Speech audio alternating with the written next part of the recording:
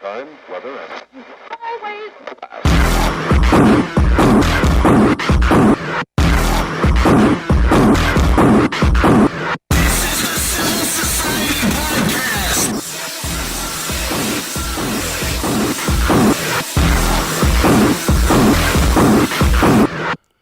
We're all really tired today. And a little sick. And a little sick.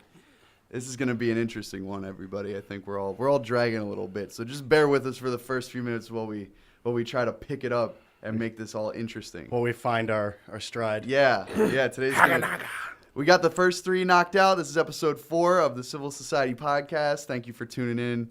It's great to have you here. We're syndicated now, right? Yeah, right. 4 episodes of syndication? Yeah, that's exactly it.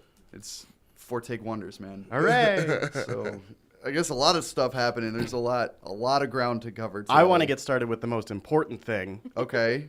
Beyonce is having twins. She certainly is. She certainly is. Queen Bey. And for those of you who haven't seen either the maternity photo or the rest of the photo shoot, holy shit. Most of it is like underwater and amazing. Wow. Yeah, it's fucking incredible. So take a look at that when you get a chance. Beyonce. Yeah. I wish I had some Morning Zoo sound effects to throw behind that. Pew pew pew. All the lasers. Yeah.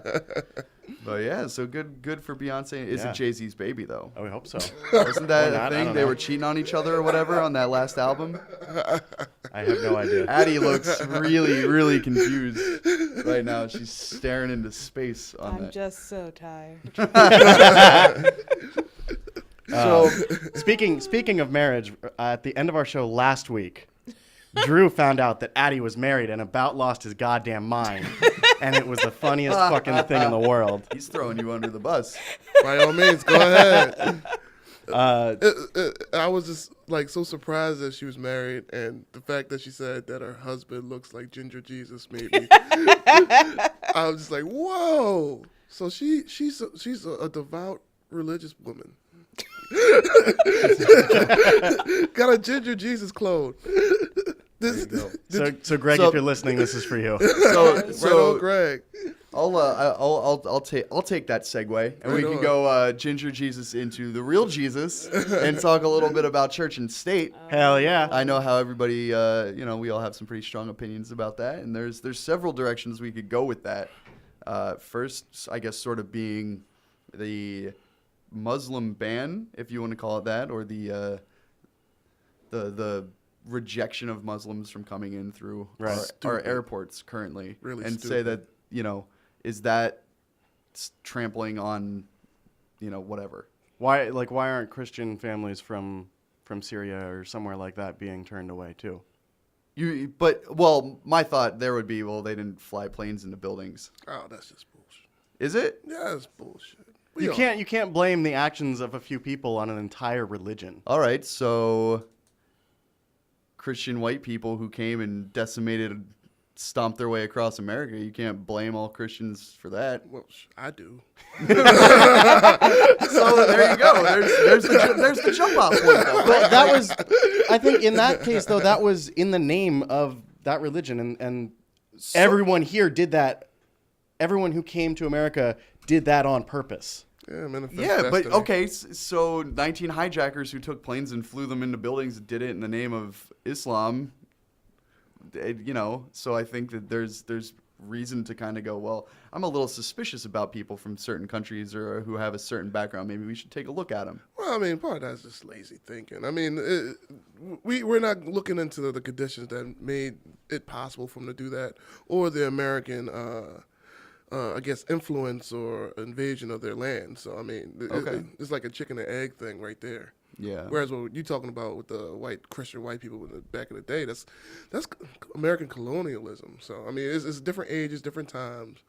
And, it's something totally different altogether. You think so? Absolutely. All right. And looking at, where the refugees are coming from, they're fleeing a war that we started.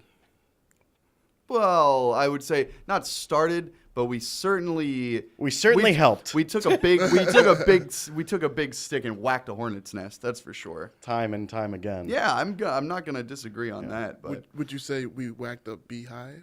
I would say we. That's a callback to the Beyonce. I get it. Okay, I got it. Because Boom goes the dynamite. You're looking, you're staring into I space. was- Just go. I don't know what was going. he means by that. I'm new. He's new. He's I'm new to. I just lemonade just a little while ago. I'm sorry. We will let it pass. I promise. Next time Addie's on the show, I'm gonna watch. I will have watched Lemonade. I Get will in have watched formation, Lemonade. Rob. Get in formation. Let it be. But is there some sort of credibility though to the sort of nationalist idea of screening people before they come into the country? Is there any sort of justification there? But we already do that. That's when the you thing. when you go and get your green card, you're definitely you're screened heavily. Yeah. So I just think this is just the way to play into people's fears. Yeah. You think? Yes, Okay. definitely. All right. Take the fear, run with it, get your power. That's definitely one way to look at it. Yeah. But you don't think that there's any credibility to say like the instances of terrorism or violence that have occurred in the past several years, starting predominantly in 2001, came from one area, I beg to differ. Like areas, things of history in terrorism started way back in the 18th century when you had the Ku Klux Klan lynching black or other. I mean, hell, we got the Tulsa, Oklahoma incident. Yeah. Where does but they were here already.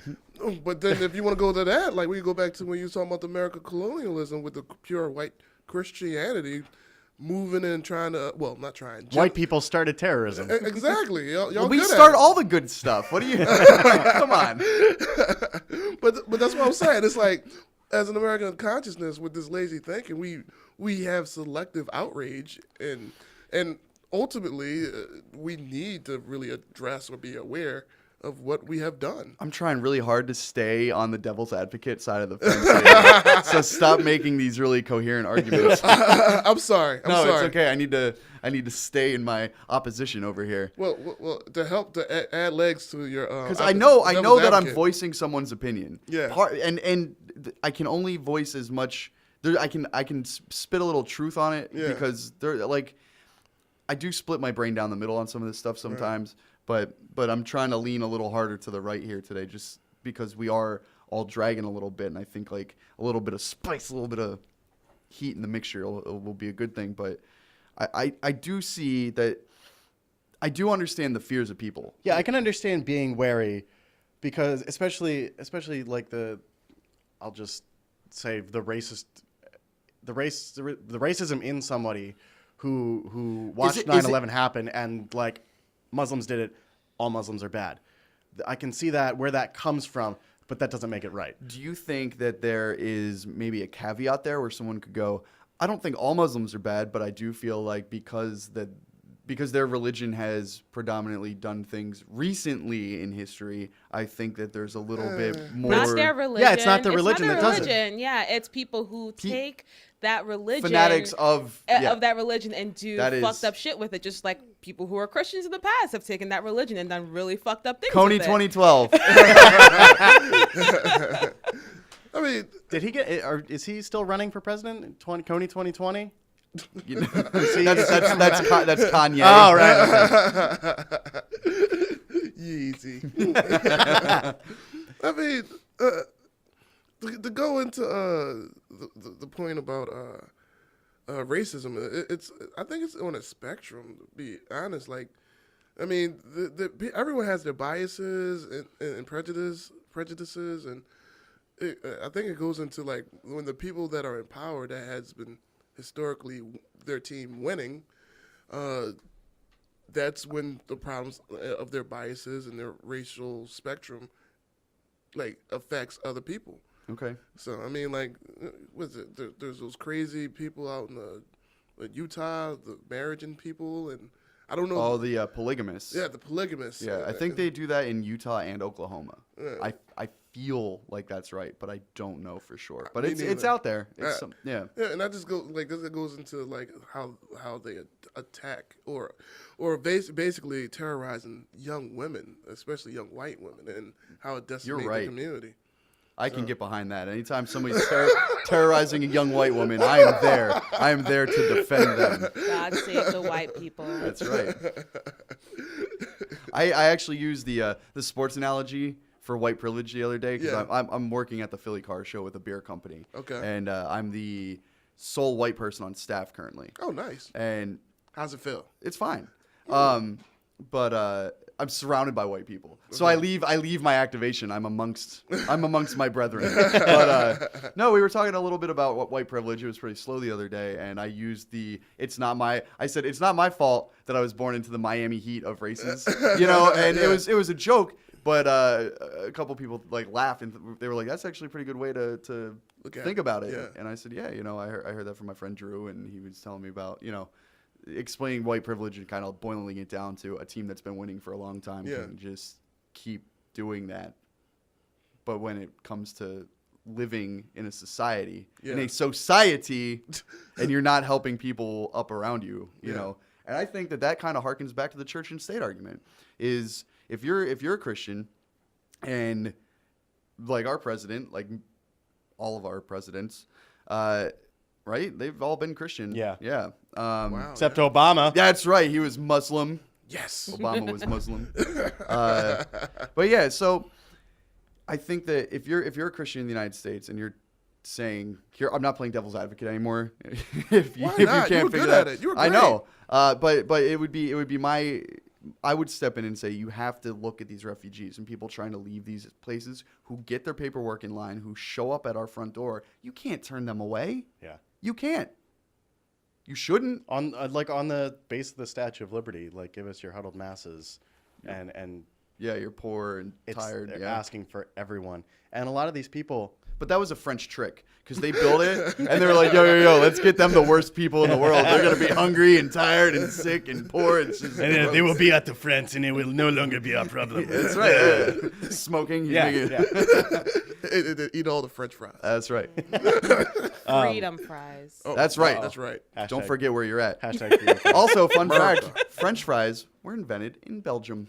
Oh. Mind blown. Anyway, I forget where I was going with that. you were talking about church and state. Right, the huddled masses. A lot of these families trying to come in here, and the ones that got turned away at like the Philly airport, they have been trying to get here for like 10 years, and they've gone through all the steps, and they've got their paperwork in order, and they fly for 3 days out of war-torn countries to get here, and they finally land, and they're finally here, and then with the stroke of a pen. 3 days. I feel like there's a layover in there somewhere. Yeah. Okay. Well, yeah, not ass. They circle the globe for 48 hours. Yeah. They And migrate to USA. And then with the stroke of a pen, an angry Cheeto is like, no, get out of here. Like, that's fucked. I'm not going to disagree with you. And to go kind of harken back to the argument of this is something that we're creating, I look at the picture of Omran Daknish. I don't know if you guys are familiar with that. It was the photo that kind of circulated all over the place several months ago over the summer of the kid in Syria whose house was blown up. Oh, okay. And he's sitting on the side of a medical van. Like shell-shocked, covered- right? Yes. Yeah. And I look at that photo. I have it saved on my phone. And I do this thing where I will put it into a Facebook post and just put it there. And then I won't post it because it's like I don't want to fuck up everybody's day by posting that like photo. But I look at that photo from time to time, and it kind of pulls me back to reality because that kid was 2 years old. He's dead now. Yeah. He survived that initial blast that killed his brother and his parents. They're innocent. They were innocent. Yeah. They got caught up in some shit. And I look in that kid's face in that photo, and I see my son. Because this is a 2-year-old. 2-year-olds, when they're covered in blown up building and dirt and blood, they all look similar. Right? Yeah. Like you look at the chubby little face and little legs and like I see my kid in that kid. And I go, well, what if it was on my doorstep? What if a bomb hit my house? Killed me, killed my wife, killed the dogs, killed everybody except my son. My son grows up in a place and learns about something like the United States who could have stepped in, who could have maybe done something to calm things down, but instead said no. And then I try to go to that country because maybe they're not going to help me in my country, but if I go there, they'll help me out when I reach them. And I get there, and they sit me in an airport and say, you know what? Because of where you come from, we don't want to see you. We're not going to help. And they do what they did here in Philadelphia, and they put them on a plane and send them back. Now, if that's not where fucking radicalization comes from, I don't know where it's going to come from. Because here's a kid who lost everything and potentially maybe tries to get to the United States and gets turned away. It's really hard for me to picture that because you're white. I understand. To oversimplify it, I mean, the level of empathy that you're given, that you have, and that you're talking about, it doesn't extend to different arenas in America. I mean, one of the main reasons why like Black Americans protest like with the Muslims or with the LGBTQ community is because once they say let's get rid of the Muslims, how far is it away? Let's get rid of the blacks. This is historic. First they came for the communists, and I did not stand up. Second they came for whoever. I don't know how that goes. I want to trash you for using such a cliche thing, but it's so it's true. It's so relevant. It's super cliche and it's super fucked up. But Yeah, it's the truth, though. It is. It's like when we was talking about the Women's March. Like we saw the white women doing it, and like we basically keeping up saying like, "Yo, where were y'all with the Black Lives movement? Where were y'all with this movement?" Yeah. And it's just like the main reason we're like Black people we vote like not me, but we voted in general like for Hillary simply because we were afraid of Trump signing this order. I'm going to sign this order. It's going to be more jobs, more pipe, and we'll lay more pipe because that's what we do in America. Pipe. Is that a euphemism for something? I think so. And that's how he helps the white women. He lays the pipe. yes, and ultimately it's like what, how. Why? This is the thing that I ask the question is like, how can you not see what you've done in the past and not learn from it? And these are the people that might have decided to vote for Trump. I mean, the same thing happened with the Japanese internment camps. Yep. Yeah, we did Years do that. ago. That was a thing. It's the same thing happening all over again. Yeah. And, Mexico took a lot of them. Yeah. I just heard about Mexicali. And if you guys aren't aware, it's like a really big place they took a lot of Japanese people when America turned them away. And they just let them, they favored them in helping them get jobs and build. And now there's a big old city with a lot of like half Japanese, half Mexican people. That but sounds essentially, like that's what Canada is doing now. It's like, hey, you know what? The U.S. won't take you. We'll take you. Yeah, Trudeau stepped up and said that he was going to take. Yeah, because you have to understand, refugees. Canada still has a lot of fucked up things happening, but they actually working. They're trying on to fix it. I'm still vibing know? off that sushi burrito. That sounds so delicious. Woo, the mole and the wasabi. There you go. Mm-hmm. But Mexican. if I can jump back to BLM for a minute, do you think that there was a staggering of people who came over from who ended up at, say, the Women's March, right? The liberal white people who showed up at the Women's March to march for what they thought were all women's rights. And we discussed the whitewashing of that last week.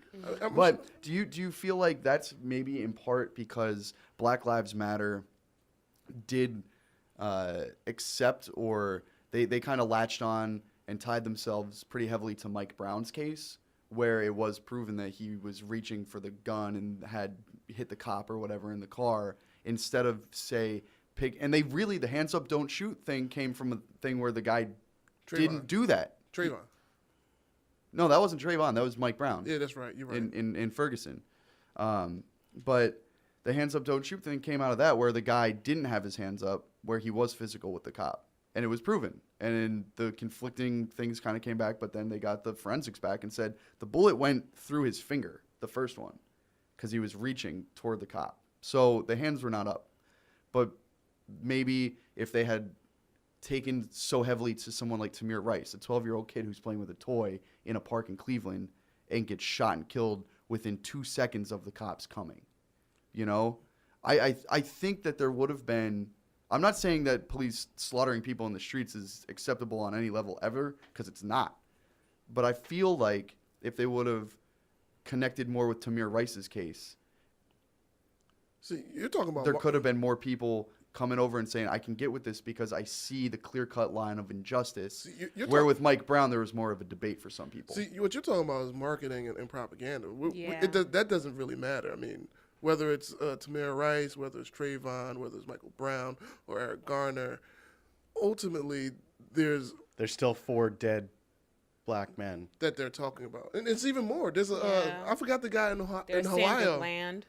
right? There's all these other people. There's what's his name that was killed with his wife, his girlfriend and In son Walmart. in the back seat, Yes. and was like, "Hey, I have a gun. I'm just gonna reach out and Yeah. show you Yeah, like that all these things." And he got killed like Yeah. that Yeah. for being open and honest with a cop, and the cop freaked out and shot him. Yeah, that was the one that was on Facebook Live. Yeah. Yeah. I saw that one. And then I the other watched one that. of a It's guy that got painful. dragged out. What was it? Out of a convenience store I mean, at night, and like someone was like shooting the video, Mm-hmm. also on Facebook Live.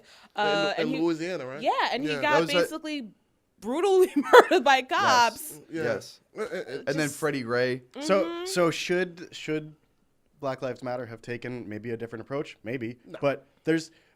But regardless, they didn't, and you can't blame them for that. You can't blame. I'm not the blaming. movement. I'm just asking he's the question. basically Of, talking about like Would with it the would it civil have from- been better? Yeah. you know, Yeah. if I was in the Black Lives Department, if I was in their PR department, they would have had all the white people. But like go back to the Women's March. Like I'm sure there's a slither of white liberals that was there, and then you got the on the fringe. Just I'm going to do this because this is what we're going to do, white women. But Yeah.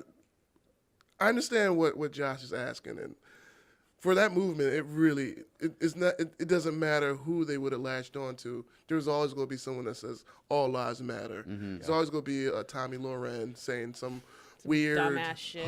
Tommy Lahren. some weird like I don't care what you have to say. I'm going to shout louder than you, and that's ultimately what it comes down to. Like they don't care. They don't empathize. It's this is Yeah, this is my world. This is my short-sightedness. This is what I feel. I don't care what you have to say. I don't want to learn from you. This is my bubble. This is my echo chamber. I want to feel comfortable in my echo chamber. But all lives do matter, Drew. Where right? where the fuck Don't- are all those All don't- Lives Matters don't- people right now? Don't they all matter? I mean, some of them. We just struck a chord. Good. No, but seriously, where are all those people now who are saying all lives fucking matter the whole time? I mean, all these people being affected, all the people who have green cards, all these people who've been working, Yeah. the Syrian family who lived in Pennsylvania for like 20 20 years, I years think. and voted for Trump were part of the people deported. Like, where are all these people fighting for all the lives, all the shit that's happening? Like, honestly. All lives matter, but only if they look, sound, and think like me. Exactly. I mean, Yeah. and that's They the just want to American say way. that just shut up. We're better than you. We know what we're talking about. Right. All lives matter. It's okay. No, you pronounced it wrong. It's all whites matter. Ah. Not bad.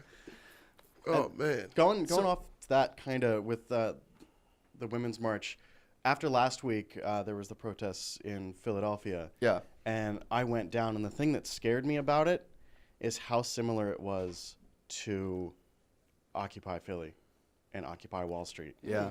And that terrifies me because I spent a lot of time around Occupy Philly. A friend of mine lived in the city. I didn't go there. I didn't protest with them Okay. because it was a goddamn nightmare. Yeah. And it's just I went down there a couple of times, but it's painful, and Yeah, me hearing too. hearing one chant go to like Black Lives Matter, legalize weed, healthcare for all. Like there's 1,000 different issues, and it's too messy. it's Yeah. very messy. And the problem with that is you get in there and you start talking to some of these liberal college kids, right? And here's one that I want to get both of your opinions on Sure. exclusively is I'll go to the bathroom. yeah. You just Rob, you just sit this one out. No, yeah. Feel free to jump in because I am interested. You're sitting here. I'm interested in what you have to say, but you are not a person of color. So I mean, you're a little red in the face and the hair, but other than that, He's a person of Jesus. that's right. Yeah, leave Jesus he's alone. a person of ginger. But yeah, I see a lot of people that I've worked with previously and stuff, especially online, because one of my favorite words is hashtag activism, and it just makes me sick. It's silly. What? It's funny. But It's funny. It's Go ahead. The But social media. I think it's funny when people hashtag things and they think that that's making a difference. The hashtag activism. Oh no, that's Yeah. why I'm just like, Convenience. So, but one of the Convenience. things is I see a lot of early 20-something liberal college students who are white posting up things and opinions online, and they preface it with trigger warnings, or they say, I start this rant or whatever. I start this by acknowledging my privilege, right? And saying stuff like that to like absolve them of anything they might say, or apologizing. It's like I'm not racist, but not, but in a more progressive way, right? Where Same it's thing. where it's True. but for people who like they just walk around on eggshells and they feel like they have to preface everything and they have to have this. I acknowledge my privilege and I apologize if anyone's offended by anything I say here. It's like just shut up and talk. Yeah. And it's like if you can't walk around, and that's what I feel a lot of times. It's embodied now in the the people who are overexcited to acknowledge white privilege or whatever. Mm-hmm. I didn't know that term. That didn't exist in my lexicon during Occupy Philly, but that's what it was to me. I saw these people. They're just very soft, and it's like I hate the snowflake thing. Everybody's calling them all snowflake, but I feel like that's a good description for some of them and their personalities. And sometimes I listen to them talk, and they're so it's almost like they take pride in acknowledging the privilege. Like it's like a weird thing where it goes beyond I have the privilege and I acknowledge it to where it's self-congratulatory. And when it starts to be like that, and I don't know. That's being there's white woke. It's That's white awakeness. we're whitewashing wokeness. Yeah. That's the whitest thing I've ever said. yeah. But Say it 3 times fast. But I just there's a level of that when I see it, you guys have helped me recognize what white privilege really is, but I'm not gonna go around stating I acknowledge privilege now. And I just it makes me sick, and it makes me want to be contrary to what they're doing, and it makes me want to get on there and go, oh fuck you, and just go and say things that I don't mean just to piss them off, because it'll be funny for me to sit back and like troll them, right? Get on your little Bill Burr. Yeah, exactly.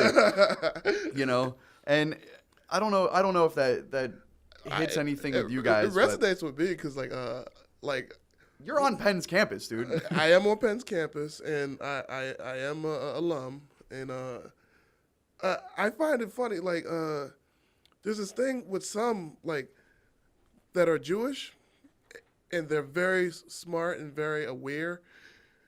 But my God, I understand that you're Jewish, but at the end of the day, you're white first in America. That's the way that it works. I don't care if you're Jewish. If people ask if you're Jewish, you can say, yes, I'm Jewish, but on They the can't surface, see it. They There's can't yeah, see you it. can't see Jewish. You're still gonna see white first. Yeah, white curly hair. yeah. Sometimes you can see it. But and this is where it gets kind of funny. It's like when I see some of these Jewish people that are white, like they acknowledge that they know what you're going to what you say, Josh. Like they acknowledge their privilege, but it's like they're proud of being woke, and like not all of them are like that, but I'm just saying it's funny the ones that are like that, and that's what made me laugh because like the other day I'm seeing this basically this entitled white girl say some of the things that she says, but then she says it's like I'm Jewish, so I should be able to get away with this because I'm a minority, and it's like. No, bitch, no. just be respectful of people. Right. Yeah. That's it. That's all. All right. That's a lot to ask. That's a lot to ask. Nowadays, people. yeah. Using like the white woke thing Yeah. to cover up the white privilege is like some bullshit. Yeah. What about the white people who are still napping? God. have mercy. So I want to touch on a little bit of nationalism, and I want to use that word very, very broadly today and use it a lot because I like that word. It's an interesting word to me because we talked last week to that guy who thinks he's in the alt-right, who might be, I don't know, and he said I'm not racist, I'm nationalist. Yeah, I'm not xenophobic. I just am anti-globalist, I think he said. And for me, I see the word nationalist popping up all over the place. You see white nationalist, of course, you think Nazi, right? You think Richard Spencer getting punched in the face with his little Pepe the Frog. and all that stuff. But I like how just mentioning him getting punched in the face, people laugh. Yeah. But I see the word nationalism popping up, and I feel like there's two sides to every coin, right? I see this one where there might be some good to come out of nationalism. The beer company that I'm working with at the car show this week is running this promotion where you buy glassware from our brand, and proceeds from that purchase go to a developing nation to give 5 years of clean drinking water to someone in that country. They install piping, filtration systems from the rivers. So usually it's the women who walk down to collect water. So the women don't have to do that. So now they have piping or whatever it is, or water filters, so people can actually like have potable drinking water. But I've had a lot of people come up to me, usually the guys in the camouflage Ford hats. They say, "Hey man, I like what you're doing here, but you got a glass for Flint?" And the first time that somebody said that to me, I was kind of taken back, and I said, "No, we don't." And he goes, "Why, man? Can't take care of our people." And he bought one. Yeah. Yeah. And this was not like and it's like, this is not the kind of guy that I would picture coming over to a thing and going like, "Oh yeah, I want to help out somebody in a developing country." Like, I stereotype this guy because he's at a car show, he's looking at trucks, he's got a camouflage hat on. You know what I mean? That's a valid point. Yeah. And he came over to me, but then he asked me, "What about Flint? Yeah. This is good, but what about it?" And to me, I thought that kind of plays into the idea of nationalism, right? Like, we got to take care of our people before we can go abroad and take care of everyone else. Yeah. Because if you can't handle your own home, like if I can't lock things down with my wife and my son and my family, if I can't keep my house under control, how can I go next door and tell them how they should run things? That's 100% true.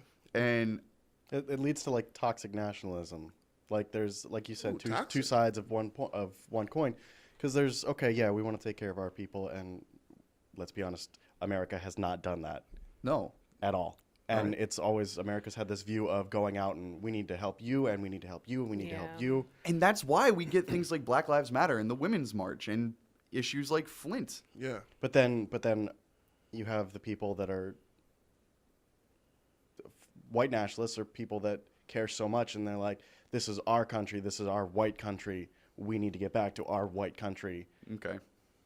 Do you think that that's if I'm white and I have some nationalist views though, do you automatically label me a racist? No, no, Okay. absolutely not. Because that's where the danger zone for me is on this type of language. Because you say like, It's a thin line. if I went to the march in Philly last weekend and I said I'm a nationalist but I'm not racist, I'd get punched in the face. Yeah. They'd go, "Yes, you are." They would look at my haircut first, and then See they my would skin complexion. and then they would look at how pasty I am. It is February after all. I'm very, very white right now. Well, pink. Fair skin, fair like my skin. Yes. And I said I'm nationalist, but I'm not racist. They would have a shit fit over it, but maybe there's a valid point behind some of these nationalistic views. I don't know. I think with the Flint thing is like, it's just a matter of like who is, like when we was talking about marketing and propaganda, like with Flint, Michigan, like from what I remember of the articles and the main people that were talking, like they rallied behind some poor white woman in Flint, Michigan, and instead of going to the I believe the mayor or someone that was he was an ex-convict turned politician / mayor of that area that initially brought up the what happened to them with the water. Yeah. They rallied behind some poor white woman with a few kids that couldn't leave Flint, and that became the national sensationalism of this white woman, like the Erin Brockovich of Flint, Michigan, bringing attention to the Flint, Michigan water crisis. I mean, but that harkens to a broader point within America is the fact that water is I don't know if anyone is aware of it. It's a really big deal. I'm just saying. Slightly. I mean, like, what's the guy? The guy that have y'all seen that movie? Adam K made about Wall Street. Wolf of Wall Street. No, not that. It was about the housing crash. Oh, The Big Short? Yeah, The Big Short. Yeah. Like basically the guy that it centers around. He predicted a housing crash like a good 5 or so years before so, and That now shit was depressing. right, and he basically put he staked his future on his calculations and became a super billionaire, and now the same dude is betting against us in America in the water wars. Yeah, because all these like bigger corporations that do bottled water are buying up different wells. Exactly. By going into like even cities in the U.S. and going into other countries and buying up wells in communities and charging the communities for that well. Flint, Michigan is not the only thing that's happening in America. it's not. Like No. this fracking thing and not Trump good. signing these deals about we need Elon Musk to just steamroll. Elon Musk 2018. Yeah, right. He comes in halfway through Trump and just But he's on Trump's like what was it business Good. board or Good. whatever. Just you because he's know. on the board doesn't mean he's a bad guy. I just I like understand- saying I- his name. He's a rich. No, I He's a understand, rich but guy some who's people got don't some know good how to ideas. do that shit though. So the That's fair. Uber, the people in Uber. So one They thing blew it. They first They of all, blew it they hard. super blew it because that comment they came out with after they were called out was just like, and Lyft was like, "Bitch, we got you. We're gonna donate like what was it, Yeah. like 10 million or It was a million. a million? How much? I thought it was 100,000. I don't even know. Some No, it large was a amount of million. money. Great Lyft. advertising. Yeah. Over, but Fantastic also Uber it has stock in Lyft. Yeah. Also, Lyft isn't like the end all be all good guy here. No, Exactly. not at all. Just marketing. Yeah, so people just need to like actually do their research. Like when you call yourself a nationalist, like doesn't mean it's gonna. I don't be call like, myself a No, nationalist. I'm saying, and you're. Oh, in you this, pointed in this, to me and I was in like, "Oh, this please don't dream Josh, when you world- call yourself a white nationalist, Are you saying hi to us right now? he's saying hi to somebody. I feel like people don't do enough of their research in like seeing exactly what that really means. And then with the going back to the guy with the camo hat and shit, I lived in North Carolina. There are plenty of guys who look like that Yeah. and are like stupid liberal and shit. Exactly. But like, of course they're gonna be super down about Flint because let's not fucking forget Flint. Also, side note, let's not forget about Bill Cosby. But All right. no, We'll but, talk about that later. yeah, no, I'm just saying, like, you know, people like get like super excited about shit, and then Okay. it's just like gone, and then they have Oh, they have I see. they have this little idea of what it means to be a nationalist, to be part of BLM, to be part of something else, and then most of the times it boils down to be something very negative. What if I went to a Black Lives Matter movement? Because Mm-hmm. I am behind them. I haven't been out. To be fair, I didn't go to the Women's March either. So, but You can be if down and not if go. I went and I was like, I'm a nationalist because I want to see everyone in this country do well, and now I support Black Lives Matter. Maybe we got it twisted and we're giving this word to the wrong people. Yeah. Yeah, because the thing about BLM, a lot of the times their marches and stuff are actually very well organized. They have people who They have to be, because if one person steps off the parade route, exactly bang bang, They're dead. Exactly. They will But that's die. my point. They're very a lot more so than Sad all reality. these marches that are happening right now. They're very more organized. If you go up to someone, you're like, I'm a nationalist, and exactly what you just said, they'd be like, dude, come on in. We're down with you. There you go. The piggyback. Come That's it. in. We take back the word I- nationalist. I'd be like, I would be like Forrest Gump when he gets on the Black Panther bus. I'm here for your Black Panther party. But the piggyback what she said is like historically speaking, like black people in general, we're inclusive. Yeah. Mm. I mean, we have to be inclusive, and it's a part of our survival. I mean, You've said that 3 weeks in a row now. I gotta stress it. And I haven't acknowledged it because I haven't just felt like jumping in. Yeah. But to me, it's about survival. Yeah. That's your mantra. Yeah. And it's like, And it because That's the thing. you and I have never dealt with that. don't tell me about white privilege. That's why I said you and I. We've never dealt with that. You're from the left side of Delco. I know you. I am from East Los Angeles, so excuse you. Oh, yeah. Okay, okay. essay. Yeah. Vato. I did very well in the sun out there. It's like putting a fork in a microwave.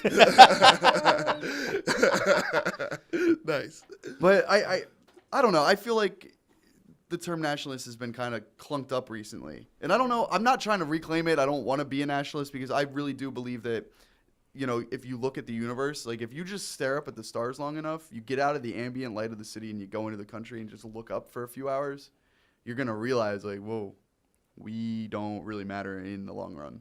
And all this fighting and bickering and like the racism and all of it just is stupid. And the fighting and the my sky person is better than your sky person, so let's fight. You know, that's a very, very luxurious perspective. It is. I love it. I mean, like, I would love to be able to do that more often, but I'm afraid if I get out in that open space, Yeah, you just start in rural thinking, and it's gonna Pennsylvania, be, bang, Yeah, bang! you're gonna be on some white guy's farm, Yeah. and he's not gonna take kindly. I don't live in the sticks, but I do live in the suburbs. Come on down. We'll put a fire in the fire pit. Put our feet up. I'm afraid of the cops once again. But like, do you know someone out here? Why are you out here? And I say your name. If they don't know you, I don't pass. Just hold a signed picture of Josh like, with you. we're friends. I know this guy. I'm gonna get a tattoo of Josh. I'm like, this is my white friend. Do I pass? He looks like a black guy on you. I don't know. Damn it, he's right. I don't know. I like the idea of kind of like reclaiming nationalists because it's taking care of ourselves, but it's a loaded But the, question. Gun. I mean, this, let me say like the Black Panther Party, black nationalists. What does it mean to be a black nationalist versus a white nationalist?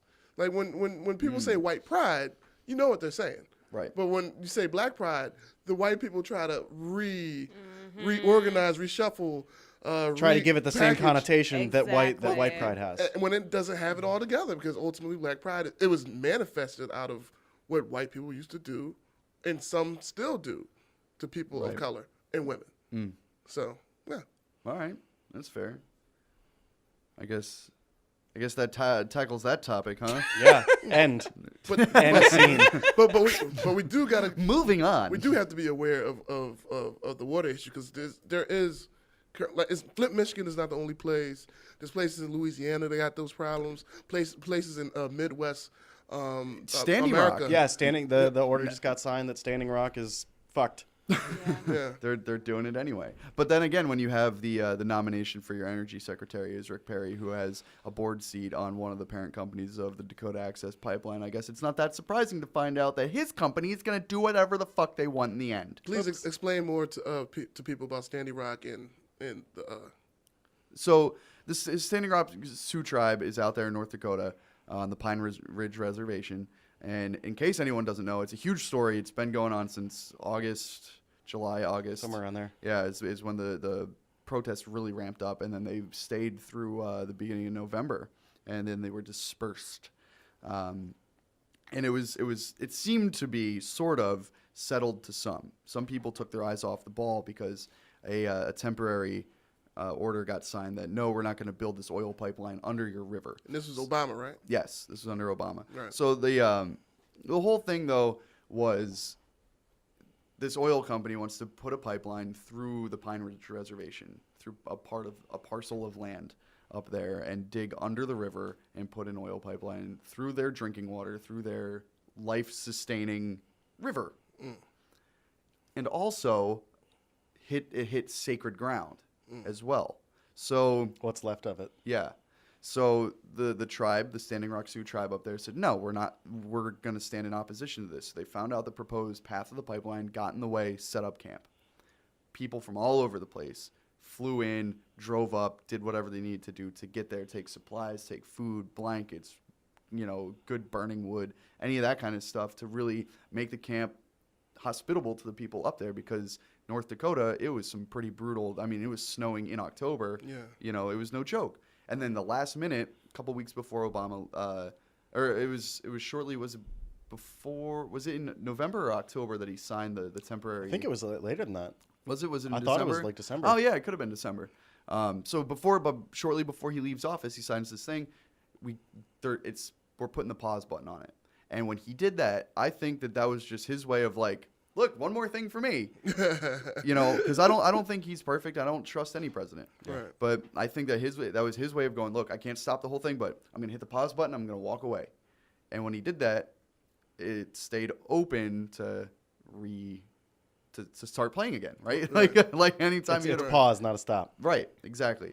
So they are moving forward with it now, and they're basically saying, doesn't matter, we're putting it here, it's going through. Yeah, Trump. And And they're now arresting protesters. they're arresting I mean, protesters. if they really wanted to do it, they should have just moved it back to the original place where all those fucking white people were. well, I don't think that that's the answer either. I honestly because I'm joking, dude. well, I don't know. Because that's the reason they moved it over there anyway. Was because a bunch of white people were like, "We don't want this in our land, in our place." It doesn't And look then- nice. That's Yeah, right, and that's then real. they're like, "Okay, It is but real. yeah, Native Americans, Oh, these all brown people, people, we don't give fuck a 'em. shit." Yeah. Well, just give them some pox blankets; they'll be okay. Aw. But they So sad. Yeah, How so ironic they're- would that be? So Fucking smallpox blankets got donated to Standing Rock. oh, I mean, ugh. Rob. I don't think that's a thing anymore, but still. Irony. So I broke into the CDC. But so it's moving forward now, and there's another camp has popped up in opposition, but now they're literally just bulldozing camp, ripping it down, arresting the protesters, and just doing it. And that there was a oil pipeline that burst in Alabama, I think in September, Good Lord. that exploded under a river and contaminated the river. That's why we don't want oil pipelines under the river. Yeah. Right? Like, what are we Right. doing? But this time it'll be different. But and, and a lot of people are gonna get so many jobs. Yeah. Jobs I- is very important. I was, But Josh, we're going to create like 50 jobs with this. dude, many. so 50 jobs so- are very important. So I used to be like, I'm a free market guy, right? That was my, let the free market decide. Well, you know what? The free market is deciding. Okay. And this is what these corporations all keep preaching is let the free market decide what they wants to do because it's the market and blah, blah, blah, blah, blah. Okay, good. Let the market decide. You know what the market is slowly deciding here in the United States? We want solar. We want wind, right? Yep. We want hydroelectric. We want things that are renewable. We want renewable resources. We care about the environment. Right. People give a shit now about these things. And you can't just say, oh, well, you can't just end an industry. No, but you can let your industry adapt. Maybe you use a little bit less coal and you make marginal steps Basically, toward the way improving. it's been. Yes. It's been throughout history. Just But adapting. now we Yeah. have Rex Tillerson as our Secretary of State. And I'm not sure if he got confirmed or not, but Rick Perry is at least as far as I know, nominated to be the Secretary of Energy. Like, what are we doing? These are oil tycoons. Yeah. This is ridiculous. We can't. And you think that they're going to give a fair shake to energy and international policy when it comes down to what kind of power we're using? This is ridiculous. But they're not in the system. You're right. You're right. You know what? Shake things up. We're going to drain the They're not swamp. politicians. Yeah, you know what?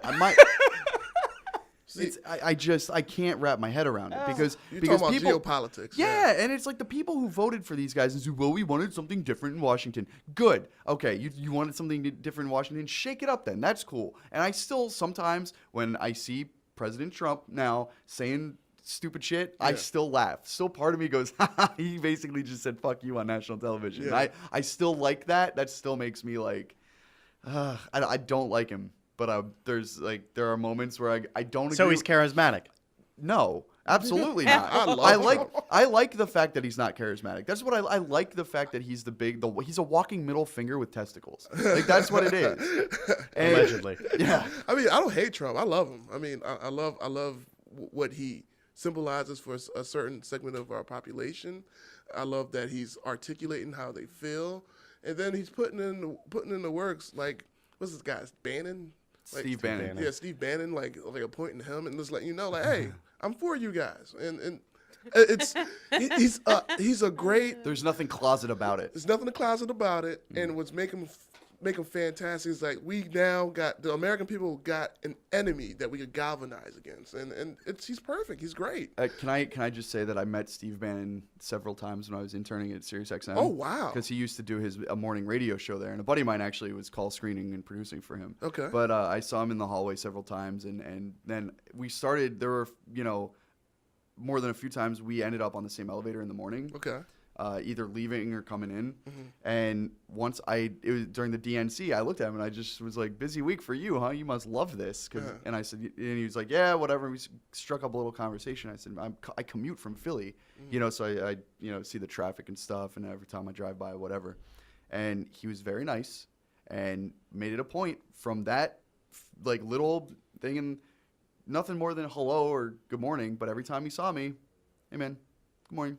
He was very nice guy. Dope. Yeah, I didn't really know much about him, to be honest with you. I just knew, he's the Breitbart morning guy. Okay. And so to see him sort of get where Boom. he's at, Yeah, mushroom cloud. it's a strange thing. He blew up. Yeah, he Just 'cause certainly he did. nice doesn't mean, He blew up and might get us blown up. Yeah, exactly. Betsy DeVos, or whatever the fuck her name is. Oh, Betsy DeVos. Yeah, Yes. she also comes with very nice as well. Yeah. Her and her dumb small. Her knowledge for her job Yeah. position is her experience just in the public school system shit. is amazing. all Yeah, those- she seems great. Yeah. She seems really Nicest good. lady. She just seems lovely. Very, very pleasant. Lovely. Very knowledgeable. But it doesn't look like she'll make it, though. Or at least her position is being threatened, thanks to That's Susan good. Collins and Lisa Murkowski. Yeah. They're standing up in opposition of her as to Right Republicans. on. Way to That's step a up. dangerous thing to That's do good. these days, though. Oh, you know what? I'm glad to see that type of Yeah. stuff. And even when I see Democrats going over to the Republican side, I still go, okay, we still got some free thinkers out there. That's good. Right on. That's good. And it doesn't matter to me either way, just as long as people are dissenting a little bit, And I don't like Lindsey Graham. I mean, if you guys are familiar with him, he ran. Oh yeah. This year. Yeah. Oh, so- yeah. oh, He yes. has been cracking me up since he So- dropped out. So He is on fire. Have you seen any of his interviews? yeah, we listened to one on CNN this God. morning on Did the way to you see your the one house. where he was on Trevor Noah? No. No. He was just like what? all shit's thrown out. He had just dropped out, and Trevor Noah was just trying to interview. He's like, "Oh, we're fucked." It's just like the whole interview was just like him, like kind of like laughing, like just knowing that Trump was gonna win, Yeah. and knowing how stupid the whole thing was. He was just like, "Yeah, we're just basically." You guys need to watch it. It's amazing. He's just like cracking up jokes, just like, "Ha, you guys, you're gonna get what you want." Good luck. I hated him when he was running. I hated his policies. I hated his voice. Yeah. Like I would rather hear a Southern redneck than like a well-spoken Southern gentleman, because at least they sound like a real person. Like when he talks, I just hear like the SNL version of like a Confederate general every time he talks. But even Colonel Conaglegas. yes. Conaglegas. So, but even this morning on CNN, just listening to him talk, he just sounds tired and just doesn't care, and he's openly opposing things that are happening. And I'm like, where was this guy? Where was this dude when he ran for president? I still Because wouldn't you know have liked what? him. I think he was like when he was running. I think they came to a point where same thing where the former Speaker of the House, what's his name, that was crying. Oh, doing the- John Boehner. Boehner. When same thing happened. It came to a point where both of them were like, they learned some fucked up shit, and they were like, nope, I'm done. Like, washed Tapping their out. hands. We're like, we're out of here. Yeah. And they were just like, no, let's get down to But business see, Lindsey now. Graham's sticking around, and he's opposing. He's got his dissenting views, and he's being very vocal. Which is and wonderful. Let's just make sure that his car doesn't end up at the bottom of a lake. That's all I'm saying. That's it. The business of politics. How many of these politicians do you believe some of the stuff that they say? I mean, 0.02%. Maybe. Bernie Sanders. I mean, fuck. Let's talk about one that people like, Cory Booker. Cory Booker is loved by millions, well, thousands of people, whatever. But Cory Booker also accepted money from the pharmaceutical companies. Yep. And turned down, what was it that he turned down? Just healthcare shit. Yeah. But people are like, oh, Cory Booker. I'm like, you can't. These people are foul. They're bought and paid for. yeah. By the special interests. Yeah. Speaking of being bought and paid for, we were talking about him the other week. Tom Price, HHS nominee. The reply all. Did you guys see this? Please, no, I So didn't. No. all right. So during his confirmation hearing, he said, "I didn't."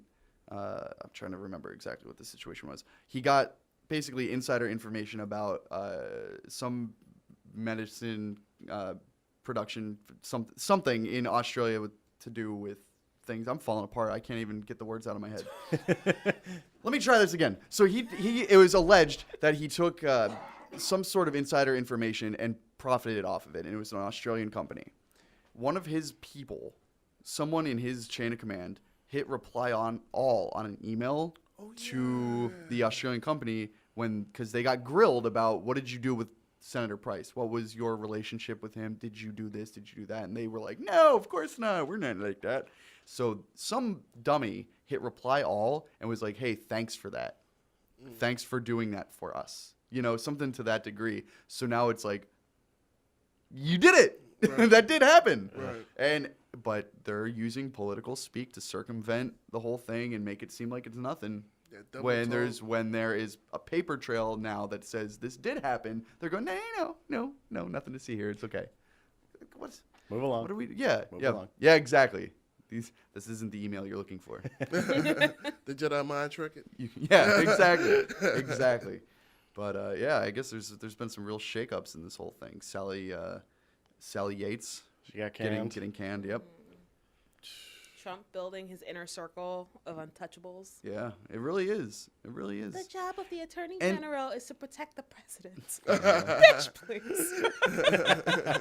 Like, what? Oh, God. What? I don't get him. And then, the whole Black History Month speech, which... I didn't even listen to it. That was a hot mess. I didn't even listen to it. The Frederick Douglass. Oh God! I didn't listen. I couldn't listen to it.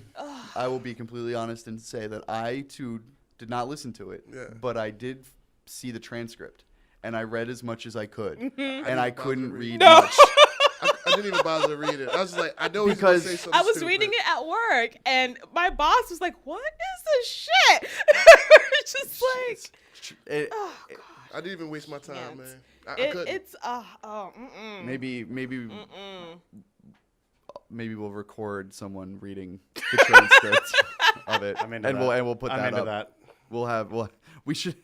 We can take turns. We'll take turns and read it. We'll look for that to pop up on the Civil Society page. That might be there shortly. I wasn't ready. I wasn't emotionally ready. I'm.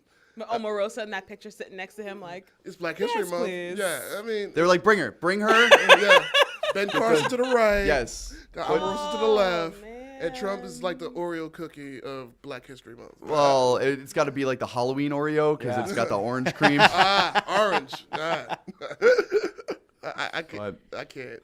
No. It's getting a little weird out there for sure. What's his name? Steve Harvey helping out Ben Carson. Wow. Do you know about this? No. Okay, so so Ben Carson is going to be head of the housing. What's it called? The Housing and Urban Development. Thank you. Yes, HUD. And so Steve Harvey met with Ben Carson because of Trump. So he met with Trump at first, and they decided after the meeting that Steve Harvey was going to help Ben Carson with the housing and urban development. So does that mean that Ben Carson's going to start talking through his teeth like Steve Harvey? Just like, why do we have Steve Harvey here? He does not speak for all Black people because Steve Harvey is so problematic. Yeah. Is he? Oh, dude, he's the worst. He is so problematic. Oh, I don't know. Oh, Steve Harvey. Well, first he's a comedian. So. Right. No, okay, No. look. Well, look, when you said they brought in Steve Yeah, Bill Harvey, Cosby's a comedian too. I mean, Again, let's not forget Bill Cosby. But my thought when you said Steve Harvey, though, I thought that he was like just gonna floss in a few jokes on Ben Carson's speech or something. He's gonna be helping out Ben Carson, and also, Steve Harvey's problematic because. So what? You're gonna win a new townhouse on Family Feud? That's how he's gonna help? Bring Ben Carson a little big shots or something. I don't know. Oh, sorry. Go ahead, please. No. So Steve Harvey, he's been problematic for a very long time. Most recently with his comments about Asian men. Oh boy. Oh, I didn't hear that. I have no. I know he hates women. Oh yeah, he hates women. So much. But does it so in like laughing, ha ha ha ha ha, where he laughs his own jokes like a dumbass. Yeah. But so like Steve Harvey made a comment on his show. He had a segment where he brought up this topic about an Asian man writing a book about how to get white women. I feel like I've had this conversation with one of you. No. No. No. Okay, so it quickly segued over to how Steve Harvey thought that all Asian men were ugly. Oh wow. Doesn't know how they get women at all. Like the whole okay, first of all, if you're gonna make a joke about Asian men having small penises, that is a very, very old joke. Like, you can move on and do something else. Right. But for the Yeah, most... but like we talk about how black dudes have big dicks and they don't complain. No, but he was doing this in a way where it was just like, no. No one in the audience was laughing. Right. He was mostly laughing at himself. Yeah. They panned over to the only Asian woman in the audience, and she was like, ha, ha, ha, ha, ha, ha, ha, ha. He was on a tangent and no one was laughing. Probably made that Asian woman uncomfortable. Oh yeah, because after Probably. after that segment, it was Q&A, and she got up and basically was like, "Yeah, don't do that again." Anytime, I feel like if you have to have a Q&A after you do a set as a comic, that's probably not a good thing. No, because again, like if you don't, I just hate when comedians just use old stereotypes to make jokes. Like that's just like Just do better. Yeah. do better. That's become It's 2017. Do better, man. that's becoming the theme of this. Yeah. Of this. So Do better. we got to do better. I mean, like I know Steve Harvey. He's old and he's conservative black, like because he talked the church nonsense all the time. I'm not a religious person. If y'all haven't gleaned that from the prior Tom podcast. Joyner, hello, I know. It's a Tom Joyner. But Black people shit. Go ahead. But see, I was over here just smiling like, yes, this is happening. Okay. Addie is singing now. Cool. Is she saying her last name? I don't know what's happening. but to the Steve Harvey thing, like he touched upon something, like indirectly. It's like like Asian women tend to be the women that date more so outside their race than the male counterpart. Yeah, because all the white men are snatching them up. Pretty much. But then it goes to the black males, like black males, we tend to date more so outside our race too. And I was waiting for you to say because the white women is not. Yeah, because the white women are snatching them up. But also I was gonna say also some black men Yeah. are very privy to the notion that a lot of black women are too, I don't know, they're too hard-headed. That's Or just too stupid. strong, That's and they want them to be submissive. It's a whole thing with the black culture of a lot of black men not wanting to have black women because they're going to be bossy. So if a black woman has a job and is like successful and is doing all these Education. things, they're like, we don't want you. You're gonna be telling me what you're gonna be like showing me up. You're gonna be doing all the shit. Right. That is why a lot of like athletes, a lot of black athletes, date people who are not black. And the go. Little trophies. Just go in a little different direction. I'm not caping up for the brothers. I thought that for a black guy to date a white girl, she had to move to the hood and learn how to dance. That's, Not anymore. You saw Save the Last Dance too, I huh? certainly did.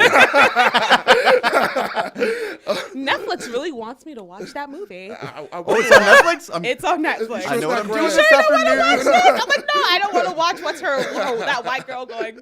Hey. Like, I don't want to watch that. You got to sit down that. low. Just to say, I just want to say, like, oh man, this book. I'm trying to remember the book now. Speechless. I think it's called Source of the River, and Okay. it talks about the demographics of higher education and whatnot. Yeah. And Well, black women are the most educated class right now in America. absolutely, Yes. Fuck yeah. it have to be. Not if Yeah. you go to the TSA counter. Oh, good lord. Oh, I got a couple. But I tried. True. just to go to my point, basically, black women are being underserved by black men because they're not as educated. well, a they're not lot on of them their- are being locked up. and that's goes to my bigger argument is like, I understand that we are not really we're not on the same level as some black women, and then the women complain about that. But at the same time, there's different societal pressures that goes into that. I mean, like, I'm a blurred. You look at me, you wouldn't be able to think that I'm a blurred, but black dude. Pull out your vocabulary sheets, kids. we're gonna. Black nerd. Yeah, there you go. Black. Did you not watch Scrubs? That's what a blurred Josh is. is the only one not I knowing did, what that I means. did, but I didn't take notes, I guess. but like, We'll talk. We'll see me after class. but see, the thing is like with black nerddom, it's like it's only coming into vogue now as of late. I'm in my 30s, so like when I was growing up, like being black and smart wasn't all that cool because I'm from inner city Philadelphia. Whereas, you know, I got good like at sports like football and basketball and fighting. Like that's when I started getting universal respect. Yeah. And then you see that in a greater lexicon of American culture, like you see a LeBron James or even someone as stupid as Charles Barkley. Like they, I guess we know which side Drew's on. no. I mean, it's just like I love Charles Barkley. He's my all-time favorite Philadelphia sports person. But at the same time, a lot of stuff he says is out there, and conservative, lazy thinking white counterparts like trump him up like Yeah, he's this definitely is the an black All guy. Lives Matter person who's already went through that. And it's just like what you don't know what you're saying, Charles So Barkley. is Layla Ali. But the thing is, like, since they say what they say, Yeah. they get a platform and they get money, and And It's who's just going to funny. turn down money? exactly. I mean, and that's just to go to my Nubian goddess's point. It's funny. It's just funny. I find it funny, like how Steve Harvey is just a sad dude, a sad rich dude that I think misses our generation's point. I mean, because like, I know I'm a generation removed from the new black consciousness. I try to learn about it. I try to read about it and ask about certain things and see how these intellectuals like form, see, or organize arguments. I don't want to sound like an old man, but at the same time, I'm getting there. But the I thing don't is, get it. I don't get it. the thing is, you're trying. Yeah. You're trying to do better, and that's what Steve Harvey didn't do. No, he was like, He- money? What? I'll be there. See, He that's didn't why do better. I have a lot of respect for D.L. Hughley Yeah. because he comes from that school of thought. He's up there with Steve Harvey in age. They were kings of comedy together. Yeah. And D.L. stays with his head. He's got his ear to the street. I think on a lot of things. He's also problematic. He's You married think so? To, Yeah. He's married to a white woman. Yeah. And he How's made- that problematic? I'm getting there. All right. Yeah, stop. He made a comment. I was gonna start trying to wrap this up, but I just got a shot of adrenaline. He made a comment about how going back to the whole like black men not wanting to be with black women, how black women are too bossy or too demanding or too all these like really fucked up shit, and lazy how like thinking. Yeah, but and like just, if I'm I not see gonna a be black with woman that. behind the returns counter, I know I'm not getting my money back.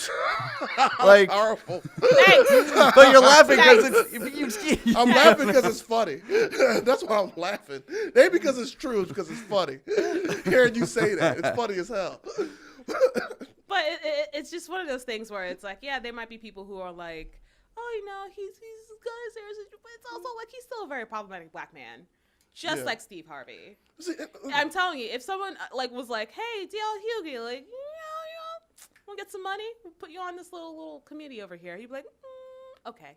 but He's not too far removed. and this is the thing I want to say. Like, I'm not one of them guys. I don't like counting other people's money. Like, I understand D.L. Hughley. I understand Steve Harvey. I understand Chrisette Michelle performed at the Oh my inauguration. God! How did we not talk about that? But this is the thing. Uh-oh. But this is what I'm ultimately saying is, I don't agree with what someone is doing, but I'm not going to sit back and lambast and judge these people because they want to get a check. I mean, we all know Steve Harvey is getting so much money right now. I agree.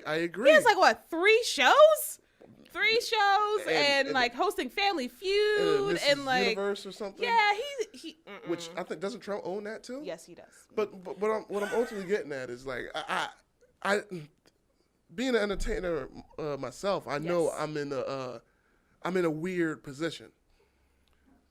Dude, if an alt-right guy says, Drew, I want you to say or do 10 minutes of whatever, I'm not supposed to say no. Who's going to say no to money? I mean, like, I understand money isn't all that's important, but at the same time, you got checks, you got bills, But then and you if got to help your you're- family. If you're in a bigger way, like let's bring up this person, Chrisette Michelle, because you just talked about her. Yeah. She's a black R&B singer, Yeah. won like a Grammy or something. Yeah. She's wonderful until everyone was dropping off Trump's Yeah. inauguration Yeah. party, and Yeah. she said, "Okay, I'll do it." Yeah.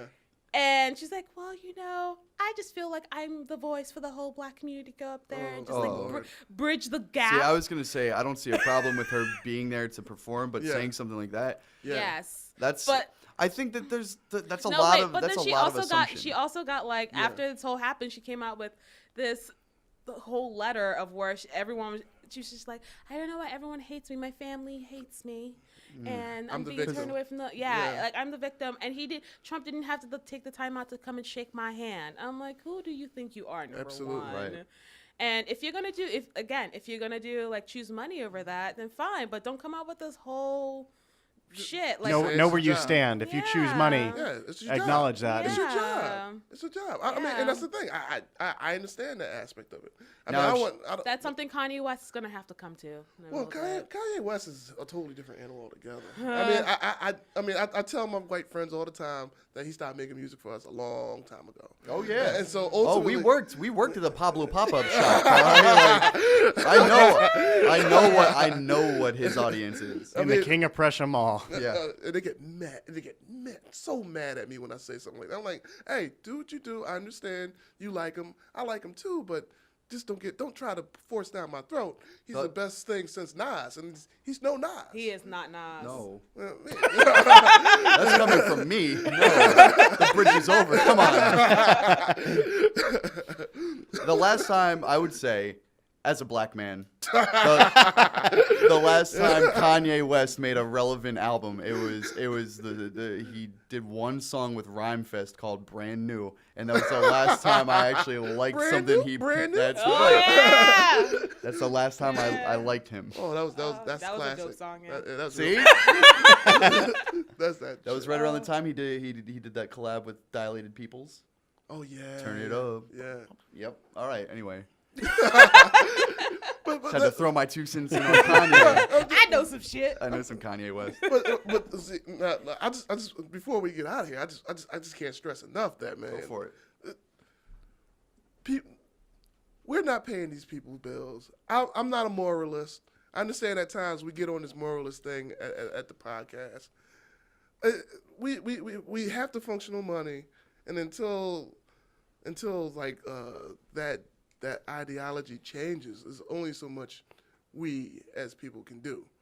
I mean, But that don't mean I'm gonna listen to Bill Cosby anymore or watch the show. I mean, and that's the thing. Like, we're in a divide on that because I don't think it's know. funny. I love this old comedy before the Cosby Show. I love Yeah. all that shit. Yeah. But now for me, as a woman, Yeah. knowing all that shit, I cannot bring myself mean, to do anything to support this man and where he's gonna get any fucking money anymore. I think it was Fuck that guy. 1967 or 1969. He was doing that Spanish Fly bit about anywhere you go in the United States, anywhere you go, there's always those teenage boys talking about the Spanish Fly, and you put a little bit of that Spanish Fly in a girl's drink, and whoop, off you go. Yeah, he had a whole bit about it back in the 60s or early 70s. I did not hear that. Yes, sir. I mean- So for anybody who's like, yeah, there's a new thing and people are making it up. No. No. Hannibal Buress was not the one to pop that cherry. Yeah. No. Yeah. No, he was not. I mean, all I can say is, like, I'm not trying to cape up for Cosby. I just want to say, like, there's a history in this society with the way that they treat black men, whether it's in a prison or court system and whatnot. Agreed. It's just surprising that it took this long for Cosby to get attacked or put in that light when there's clearly a history of when a black person looks at a white woman wrong and a white woman says this black person did that, it's a good chance they're gonna get beat up, killed, or lynched. Emmett Till. And that's why I'm surprised that it took so long for that to happen to Cosby. Yeah. Well, I mean, because like there's always like Cosby was my generation's first black dad. but Like, really, I mean, that's BS though. I mean, I understand what you're saying. I understand what the popular ideology, like pork being the other white meat. I understand. I understand how that goes into that. But what I'm ultimately saying is, in this country, end of the day, you're a black male. yeah. Same with OJ. I think if I'd have no foot in this war, whatever the euphemism is. You're Ginger Jesus. Go ahead, talk. My take would be that it's because white people loved him. Yeah. It's not enough. Absolutely, of course it's not enough, but it didn't hurt. that white people loved the Cosby Show so much Yeah. that they were able to overlook. As much as I want to agree with that, I it think doesn't it was matter. his power, his position, and his money. I think that's what kept him in secret, because you heard all kinds of things about headphones are coming off. You hear all kinds of things about him being at the Playboy Mansion or him being wherever he's at and pulling people aside and taking girls into rooms or whatever it was. Yeah. You know, people knew about it. It was one of those things. No argument. And I think that just came from the power. Like, oh my God, that's Bill Cosby. He wants to see him. And then the mystery of not knowing what happened when you wake up. Yeah. I think that all that kind of did it. This ended up in a strange place. Absolutely. I mean, that's all I want to put out there. Like, if he did it or have he done it, it looks like he has. It's really fudged up. I can't stress enough, like, in the American, it's just the fabric of America. If a black person looks or sneezes wrongly at a white woman, it's usually their ass. There's a problem. You're right. And You're absolutely right. That's the thing. Like, it's like we're applying contemporary ideas to something that happened in the past, and we all know We got to raise it up. Put it on the same level. Yeah. That's what needs to happen. We need to put it on the same level. White people need to shut up about race for a little while, let everybody else catch up, and then I said that a few weeks ago. Patrice O'Neal. Brilliant. phenomenal comedian. Ugh. I feel like we did okay today I think for so. being tired and Sick. sick yeah. and I think we got into it. yeah. Well, if you're still listening, thanks for hanging in. Right This on. has been another wonderful episode of the Civil Society Podcast. We will be back again next week with more. So hopefully you guys check back and maybe we won't be so tired. Or sick. That's right. So till then, take it easy. This has been another episode of the Civil Society Podcast, suckers. Real talk.